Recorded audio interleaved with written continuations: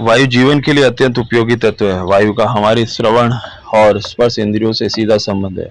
पृथ्वी और ब्रह्मांड में स्थित वायु नाइट्रोजन, ऑक्सीजन, हाइड्रोजन और हीलियम जैसे गैसों का सम्मिश्रण है। जीवन के लिए इन सभी गैसों की सही प्रतिशत, सही वायुमंडलीय दबाव और आर्द्रता का सही अनुमान या अनुपात होना आवश्यक है।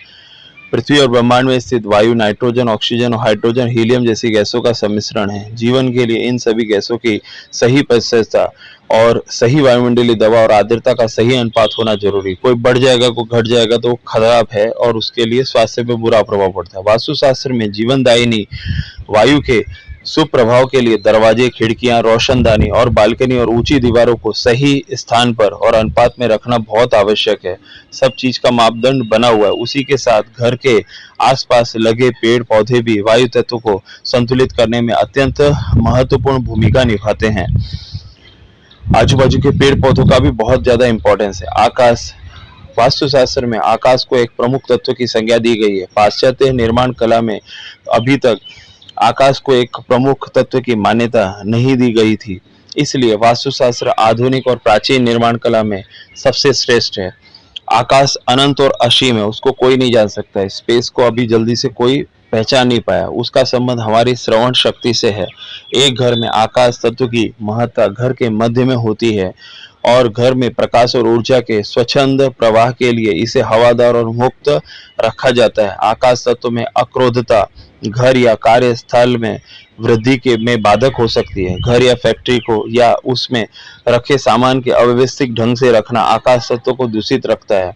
मकान में अपनी जरूरत से अधिक अनावश्यक निर्माण, फिर उन फ्लोर या कमरों का उपयोग न लाना, बेवजह के सामान के कमरों में ठूस कर रखना भवन के आकाश तत्व को दूषित करता है।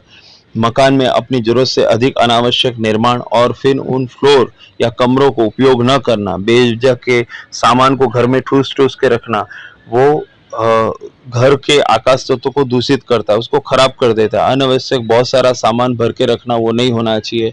कोई जगह को, कोई रूम को आप उपयोग नहीं करो तो उससे भी आकाश तत्व असर करता है। नकारात्मक शक्तियों के दुष्प्रभाव से बचने के लिए सूक्ष्म है सुझाव है कि भवन में उतना ही निर्माण करें जितना आवश्यक है। कोई नकारात्मक शक्तियों का दुष्प्रभाव से बचने के लिए उतना ही निर्माण करना चाहिए कि जिससे नकारात्मक शक्तियों का प्रभाव कम हो सके और उसकी वजह से अगर जरूरत नहीं हो तो उतना ऊपर भवन का एक्स्ट्रा निर्माण नहीं करना चाहिए। अगर एक्स्ट्रा तुम बना रहे हो तो उसका उपयोग करना चाहिए। उपयोग ही नहीं है तो भी आप करें तो नकारात्मक शक्तियां वहां के बैठ जाती हैं।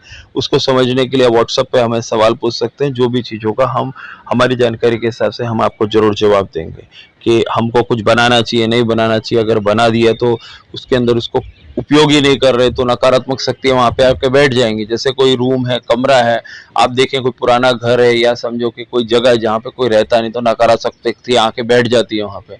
और जब कोई भी कुछ उनको कुछ करना होता है तो आपके ऊपर असर डालती हैं और वो नकारात्मक शक्तियां वो खाली स्थान में बैठी रहती हैं।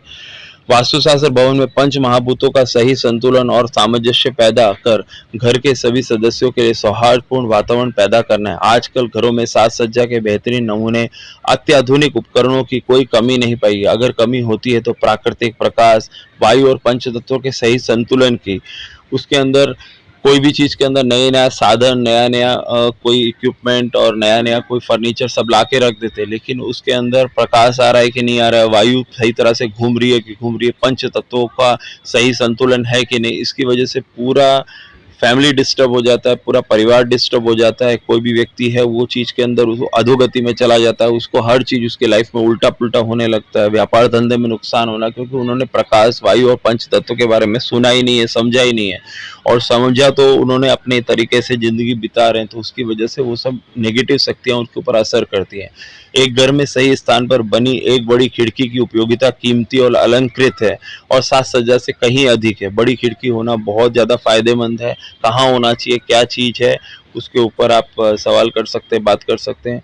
वास्तु विद्या मकान को एक शांत और सुसंस्कृत और सुसज्जित घर में तब्दील करती है। यह घर के परिवार के सभी सदस्यों को खुशी, संतुलित स्वास्थ्य और संपूर्ण जीवन शैली की ओर ले जा सकती है। इसलिए वास्तुशास्त्र बहुत ज्यादा इंपॉर्टेंट है। जय श्री कृष्ण, राधे राधे, ओम हरिओम हरिओम हरिओम हरिओम।